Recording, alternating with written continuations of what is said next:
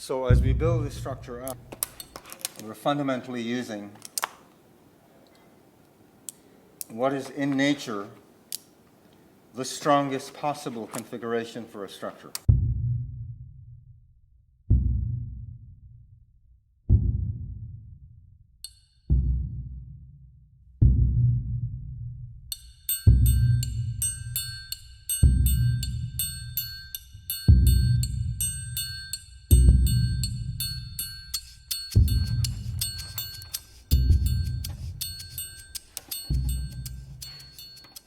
Meet Joe Truss. He is not a physicist, nor a mathematician.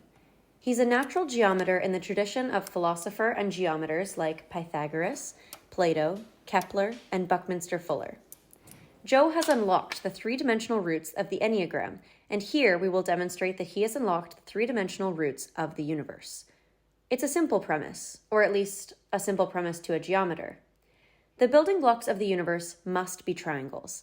Any other building blocks would not allow what we understand as the flat expansion of the universe. Any other building blocks and the universe would collapse upon itself.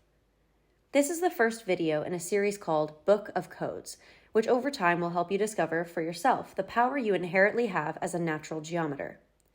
Join Joe and Dave Truss as they discuss the building blocks of a tetraverse, where the foundations of life and everything in our universe is built around the unique geometric shapes that are comprised in the geometry of stacked and interlocking triangles. The Book of Codes will awaken the natural geometer within you.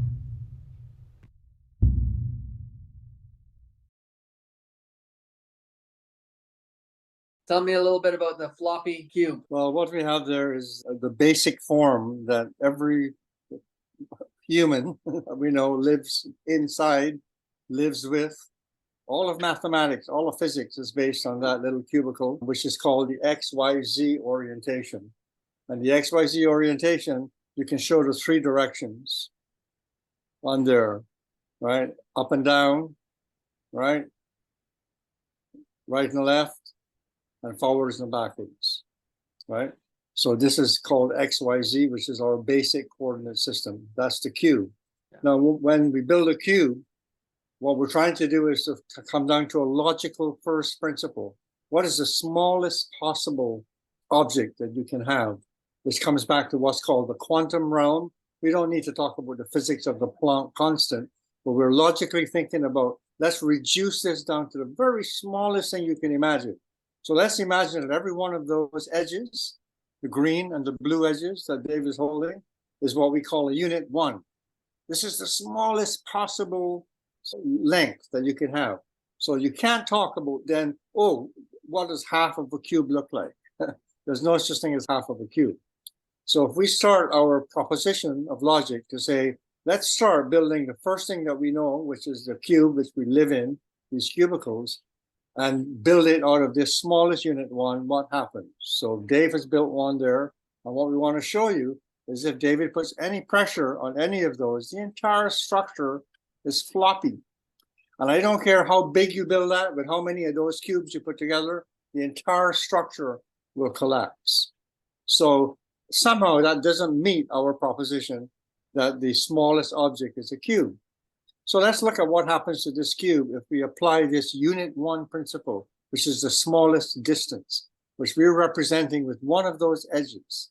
So what happens if I look at the square of one of those faces and I say, well, it's going to collapse. Let's start collapsing one of the squares. When you collapse one of those squares, so you look at one of those, the blue and green edges, right? The yellow edges that Dave has put in is the same unit one. It's the smallest distance. So that square face cannot collapse any more than to make this kind of diamond shape, right? Once that shape is correct, now you're into a triangular shape, and that's rigid. That's not going to move. A tetrahedron is absolutely rigid, unlike the cube, which was floppy. Tetrahedron being this shape here, right? So exactly, the primary four triangular faces put together. So what we have on Dave's left-hand side, the new object, is a tetrahedron connected to an octahedron connected to a tetrahedron. And the way that was built was the cube collapse. That's all. When the cube collapses, every one of those square faces can only collapse down to that level. And so, So six pieces of the cube collapse Yeah. into that object that Dave is now holding. Yeah, the 6 triangles there, I'm about to add them. I'll make them green so that we can see the different shape. But this is the same cube with a yellow added in between each square face to make them into 2 triangles. So I'm going to do that now here. And so what I do is I create. That's right. And remember, none of those collapsing faces can get any closer than that distance that Dave is putting in. So you can't say, oh, well, maybe it'll collapse further. It can't collapse further because it's limited by that logical proposition that we introduced, which is there is a finite distance, an edge length that you cannot go beyond. This is what we mean by the quantum realm. It's called the Planck constant, Planck, the name of a famous physicist, cosmologist. Yeah. And that's what we're doing. So what we call unit 1 is simply the smallest possible distance that you can have in nature today, which is agreed by science in quantum mechanics. And the purpose behind me making the different colors of the blue and the green to a start is to show that what we have is the shape that we've created out of that cube is 2 tetrahedrons, the blue sides, 2 tetrahedrons on either side. And in the middle, what we have is a green octahedron, like this one that I've created, right? Yeah. And an octahedron is like 2 pyramids stacked one on top of the other. That's right. Yeah. And so that's centerpiece that was created in here, the green. And of Right. course, there's a lot of talk about pyramid power and the Egyptian pyramids. Pyramids come with a very, very long tradition of being, these are incredible objects. They represent the kind of geometry that we have admired all through our civilization over 5,000 years since the Egyptians built one of the first pyramids. It wasn't the first pyramids. The first pyramids were built way before the Egyptians, but it's the large pyramids of Giza and so on in Egypt that have risen to capture our imagination. And I think we should start with, there's 2 principles here of the Book of Codes that we want to get off right away. One is a simple belief that unlike the universe that we see and described so often in books and in movies and in documentaries, they show an entire cube universe of cubes built on cubes, built on cubes, all connected. And that structure is inherently unstable. And the 3 axes aren't enough to create our flat universe that expands in an unlimited way without distortion being caused. So that's the first thing, is we actually live in a tetraverse. And then the second sort of premise is that the tetraverse itself has all the foundational building structures that are needed, because it's not just a world of triangles, it's a world of other shapes that, like this idea of a tetra octatetra. And so what I'm going to show right now is, let's just build here. So here is a tetrahedron. And if I want to build another layer of that, we call that a frequency. So if I want to create a second frequency, what I do is I create this shape, right? Where I create 3 more tetras, so that the length along the side, the frequency is 2 here. And then I'm going to go up 1 and then a second one here. And so what I've done is I've created what we call a 2 frequency tetrahedron. Right. You have recreated the original shape at twice the edge length. Yes. Which, as we will find, is 8 times the volume of the original tetrahedron. But that's all you're doing, is multiplying tetrahedron by sticking to the unit 1. What we're doing is, you can't 1.5. The next frequency is a 2 frequency, 2 unit that Dave has just built. Yeah. And so that's key right there. And so what I've done is I've actually, inside of this is one of those octahedrons, right? And one interesting fact is that it's made out of 3 squares: the orange, the purple,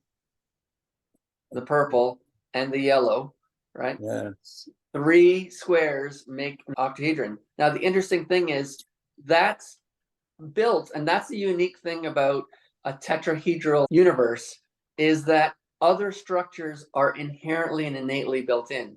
In a cube universe, you just have cubes, cubes, cubes, cubes, cubes all the way down or all the way up, and structurally quite unstable. Here, you're building strong, stable structures within a tetrahedral world. It's kind of hard to see it inside of here.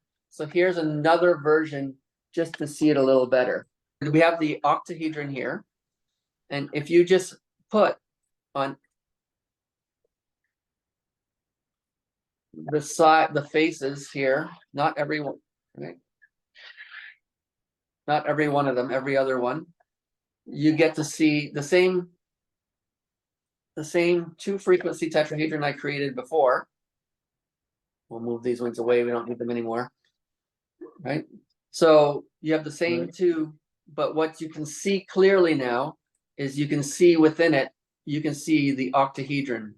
That's the double pyramids. Yeah, the pyramids stacked that way. Right. Right. What you're also pointing out inherently is that all of the squares are captured inside the triangular faces of the two frequency. So the squares haven't been able to break out yet.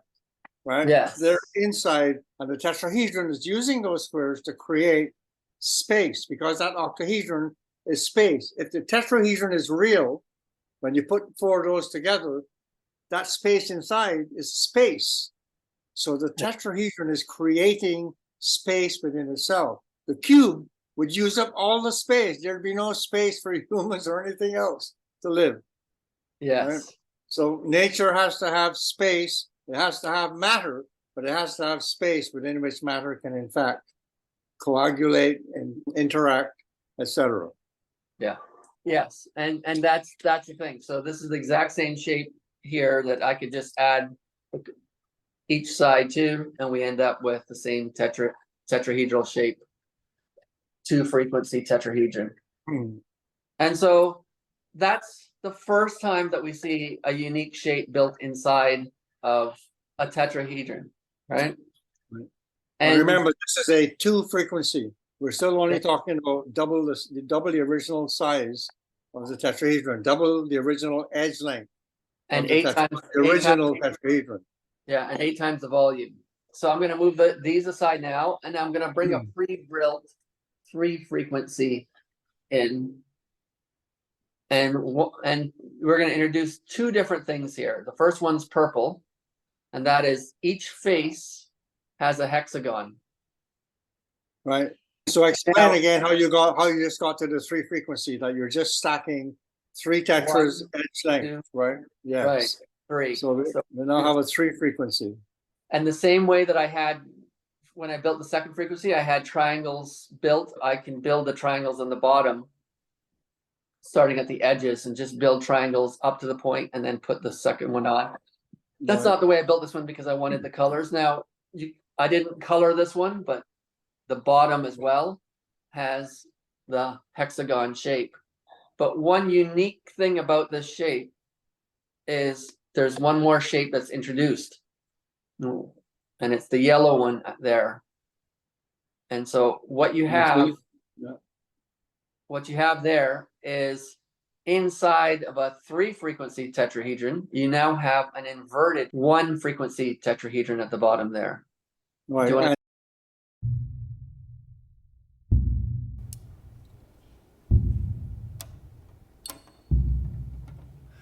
And the point we want to make about that is that the human optical system, when we see an object outside, it's reversed in our brain. It's upside down. And this is the first time in the structure that the tetrahedron has an image of itself that's turned upside down, very much like our optical system, right? Yeah. And remember, every way that Dave turns that, doesn't matter which base it's on, the tetrahedron on the inside is always upside down. You can't get that tetrahedron to be upside unless you balance the tetrahedron on a tip. If you balance it on a tip, then what you've done is that internal tetrahedron is now right side up, right? And so this is very important in terms of the relation between the evolution of structure as the tetrahedral grow. It could be random or by any creative spirit, we're not saying, but as the tetrahedron grows, it is creating spaces inside itself, and it's creating different forms. This is what we mean by the term in-formed, information. This structure is itself informed with internal structures. It needs no external information in order to construct itself. Now, one other thing about the hexagon that's an introduction to the 4 frequency that we're about to show is the hexagon is the inside structure of a cube octahedron. For a cube octahedron, it has 4 unique hexagons that create that structure. And we're going to show that in a second. So what we're going to do now is going to add one more frequency, right? So this is 1, 2, 3 frequency. And we're going to move to a 4. It's not fully built because just to show that one of the internal structures here, let me slide this over. It's not that stable because I haven't built it completely.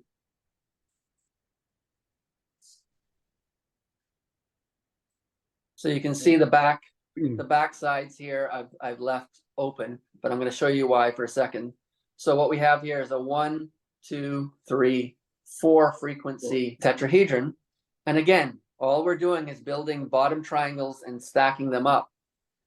But a new shape forms, which is really fascinating. And it's easier to see on this side where I've removed. Let me remove these. These were just to demonstrate that it's a 4 frequency. So what we have inside here is called a cube octahedron. You want to talk a little bit about that? Well, what we have in the cube octahedron, which is now, if Dave was to take away all of the orange struts, all you would have left is that internal form, which is the cube octahedron. And so that cube octahedron, this is the smallest cube octahedron. Why? Because it's made out of the unit 1. This is a 1 frequency cube octahedron. So it takes you a 4 frequency tetrahedron to internally manufacture a 1 frequency cube octahedron. And so with this cube octahedron, this is the first time that the square face has made its way, has gravitated out, or in fact expanded out, levitated out, until it's now on the face of the object. Remember, we started with triangles. There were only triangles. And then we built it out, and all of a sudden squares appear, but they appear inside the frame of the triangles. When we build 4 of those tetrahedral frequencies together, what we get is the cube octahedron, and the squares have now burst out. These squares are what we base everything our XYZ math and physics on in terms of the cubical XYZ, right? Which is necessary, but we will show that it is not sufficient in order to actually demonstrate down to the quantum realm of the smallest possible bits that what's happening. So this cube octahedron does a number of things. One of the things is that it's the first time that you've combined triangles and squares on the face of an object. This is, remember, the smallest object. And what you also recognize here with the model that Dave has built is those light green struts on the inside, right, are basically going to the center of the sphere that surrounds that object. We could put a perfect sphere to touch all of those 12 points, and it would completely surround that object. And those light green struts become radii. They're very important because the radius is now unit 1. And what we will show is that that is the smallest possible quantum space, quantum object requires at least a 4 frequency tetrahedron where the first cube octahedron emerges. And the cube octahedron is the only form where that radius, that the light green, is equal to an edge length, the dark green. The only object, everywhere in the universe you can search in every form of geometry, there's only one object where the radius and the edge length are equal. And that's very, very significant in fields like loop quantum gravity, where they're showing that the radius, the Planck, that small unit 1, we call unit 1, right, is actually the radius of a sphere as well as the edge of a tetrahedron. It's the only object that balances those two things. The radius, the edge are identical, right? This is the significance of the cube octahedron and why it is the portal to the book of codes, to all of the other forms that follow that lead us into cosmology and physics and science and art, architecture. All of those things come out of an understanding of this fundamental form. So this is what we start. This begins the frame of our vocabulary. We're taking some words and some sentences and we put them together. And now what we have is we have a language. We have a vocabulary that we can expand because it's based on the primary unit one, the indivisible quantum realm. This is logically consistent, it's mathematically provable, and the geometry is quite clear. And we believe that everyone can not just understand this geometry, but invoke it in themselves because it appeals to the deepest metaphors in ourselves. We have evolved as conscious beings navigating in a three-dimensional world by being good inherent geometers. Every living creature that moves in space is a geometer. Mathematics is a technical build on the geometry, but we like the tradition of the natural geometers, the geometry philosophers like Plato, Kepler, Buckminster Fuller outstandingly as a contemporary of ourselves. Yeah. And just for people that aren't familiar with the cube octahedron, do you want to describe the shape itself? Yeah, so the cube octahedron is essentially, I can show this quickly.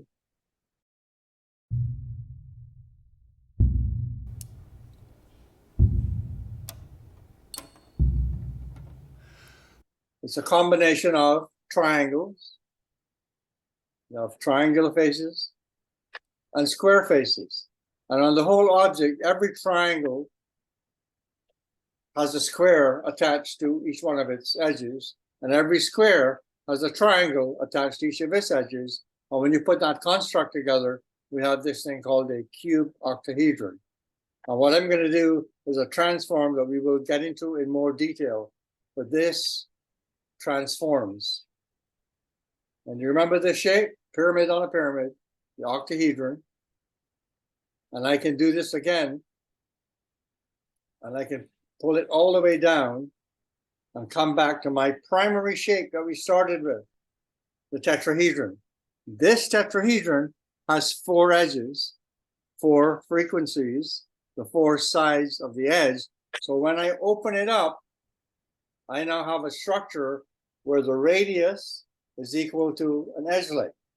The cube octahedron, it's the first time that squares and triangles are on the external face of the object. And what I will show you that will come, I think, afterwards is when I was compressing this down into an octahedron, I actually passed through a shape. This is called the icosahedron. And it's also, this is Buckminster Fuller's geodesic dome. And we will show you some other examples of this that will make it a bit clearer. But that's the significance of the cube octahedron. And that's a really good teaser for what's to come in some of our future videos. Because essentially, there are two fundamental shapes in the universe that help our universe, A, to grow, and B, to sustain life. And the cube octahedron is the one that allows us to grow because, as we're going to demonstrate, this has 7 different axes on it. That's the universal expansion, which is completely spherical omnidirectionally, right? But life is not like that. Life is not infinite and open. Life requires constraints. And those constraints come out of a very beautiful thing called the Fibonacci series that you see everywhere in sacred geometry. You see all kinds of indications in the deepest aspects of physics and cosmology. You will find the Fibonacci series, which you will talk a bit more about. But the combination of these two forms, cube octahedron and an icosahedron, the flipping between those two forms gives you the expansion of the universe and the constraints that allows plants and life to grow based on a different geometry. Yes, absolutely. And that comes out of the icosahedron. And here's a form of the icosahedron. This one is colored, it's a bit more confusing. with the icosahedron now, because we have collapsed those square faces into triangles, we had 8 triangular faces and 6 square faces in the cube octahedron. We've collapsed 6 of those square faces and made them into double triangular faces. So that's 12 and 8. This is 20 faces, the same 12 nodes that was original. We haven't changed the connectors, right? But now we have this form that is obviously a smaller sphere than the cube octahedron. And this form is the basis of Buckminster Fuller's geodesic dome. This structure can be built as large as you have something. You could build a geodesic dome to cover the entire Earth as long as you had a base to set it on. And the larger you build these structures, this is engineering science now, the larger you build these structures, the more energy efficient they become and the stronger they become, because it's a complete balance of what's called tension and compression, which is what Buckminster Fuller's work was all about. So these two forms, as Dave pointed out, the cube octahedron and the icosahedron, is a breath in nature. And it is the flicking between these two forms that gives us both an expanded universe that is omnidirectionally, spherically, without distortion, what we call a flat universe, and the icosahedron, which takes that strength, puts it out onto the frame, basically, and this structure can grow larger and larger. And well, we can't use the term infinity, but again, anything that's large enough that you can rest it on, you could build a globe that basically covered the Earth. And I just wanted to, as a final demonstration, that a cube octahedron is 4 different hexagons. You can see the red hexagon there. Yeah. All right. You can see the green hexagon. Yeah. There's the green hexagon. Yeah. There's the yellow hexagon on Yeah. the outside. And then here is the orange hexagon. Yeah. And so you created 4 hexagons, each with internal axis. That's what a hexagon is. The internal radius is the same length as the outside. And so that is a very unique form here with 6 square faces and 8 triangular faces, each, as we talked about, creating their own axis. So each square, so I have a square here, has the opposite end here. That's an axis on the square. There's the square is on the top, so that's an axis on the square. And then that's XYZ. Yeah. That's the XYZ. But there's also 4 triangles going from side to side. 60 degree angles, right? So each of I've got it here, right? And it's kind of hard to show the triangle ones, but they come, I guess the best way to do it is this way, and to say it goes down here and comes out the lower part here. Yeah, we will do another video on those 4 plus 3, those 7 axes. We call this the Tetraverse because we're looking at the 4 axes of the tetrahedron. But XYZ, the cubes, exist. When you put those 2 together, you get the form of the cube octahedron, and you have a 7-axis gravitational model. Yeah. Right? That's the significance of that. Now, what I want to point out as well is the hexagons. We will also do probably a whole video just on the hexagons. Hexagons are incredibly important to the whole discourse that we're doing. And one of the things that you recognize is you will only find hexagons in nature in natural forms. In a 2D form, I can draw a hexagon anywhere flat. The only other place a hexagon will appear is on the side of the face of a 3-frequency tetrahedron, or a 6, which would give you a 2-frequency hexagon, or multiples of 3. We're going to get into the arithmetic and mathematics of the geometry in terms of that you just pull it out, that you don't need any prior knowledge to arrive at these insights, right? So that hexagon is also, as Dave showed the cube octahedron again, and line the hexagon up as the equatorial center. So the orange hexagon, show the orange hexagon, right, and then put it flat. And you recognize that that hexagon cuts the cube octahedron in half. It's the equatorial region, and if he shifts it through the 4 hexagons, every hexagon cuts the whole thing exactly in half, right? And these are the only places in natural structure that you will find hexagons. That is remarkable. Hexagons we think are everywhere. They're not. They're in two dimensions as you draw them. They're on the side of the face of a 3-frequency tetrahedron, and they're the equatorial center of a cube octahedron. Those are the only 3 places that you will find hexagons and multiples of those frequencies. If I find a hexagon in a 3-frequency, I know I'm going to find a 2-frequency hexagon in a 6-frequency. Every 3 frequencies I add adds 1 unit to the hexagon. And what we find is that all these forms become fractalized within the structure of the tetrahedron. And as you build them out, the interiors become more and more complex. But every time we're simply maintaining this tetrahedral shape. Simple triangles on the outside. And then when we smush, when we intersect these, we begin to intersect these tetrahedra, you begin to see where the real cube comes out and how all the forms in nature emerge. We're dealing with one tetrahedron, but tetrahedra can intersect. And these forms are the forms that we will deal with in the next video. Yeah, and many more. So we live in a tetraverse. Inside the tetraverse, there are many other shapes and structures innately developed.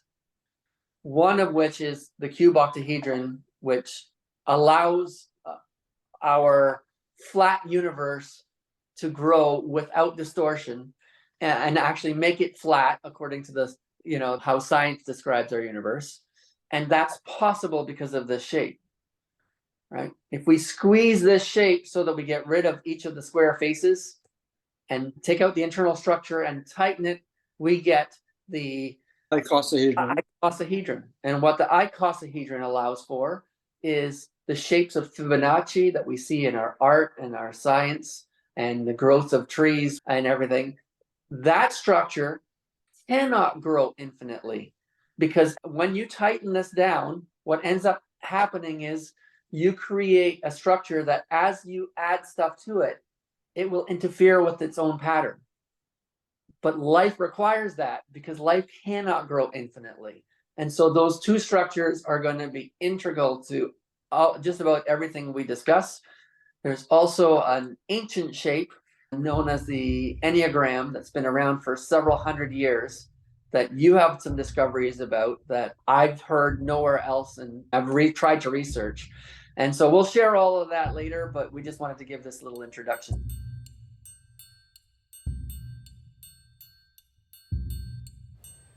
Book of Codes is a way of exploring the reality in which we all live. It starts from first principles and is accessible to anyone and everyone who has a curiosity and a keenness to learn. This is a series of videos that will take you on a journey of exploration and discovery. At the heart of Book of Codes is a thoroughly researched and coherent set of basic geometric principles and structures that together help make sense of the complexity and scale of our living experience, from the subatomic to that of the universe. It helps with relating to and making sense of developments at the frontiers of contemporary science. The geometry revealed by Book of Codes draws on and bridges ideas and concepts from mathematics, biology, art, culture, science, cosmology, philosophy, technology, and systems science. It breaks down the barriers between these domains and connects them in new ways. Knowledge of these ideas and concepts is not necessary to start and complete the journey, just an inquiring mind and spirit, and an openness to ways of seeing and learning that may be new to you. At the end of your Book of Codes journey, your understanding of the world and all that is in it will have been informed and shifted. It will help make sense of it all. Written by Joe Truss.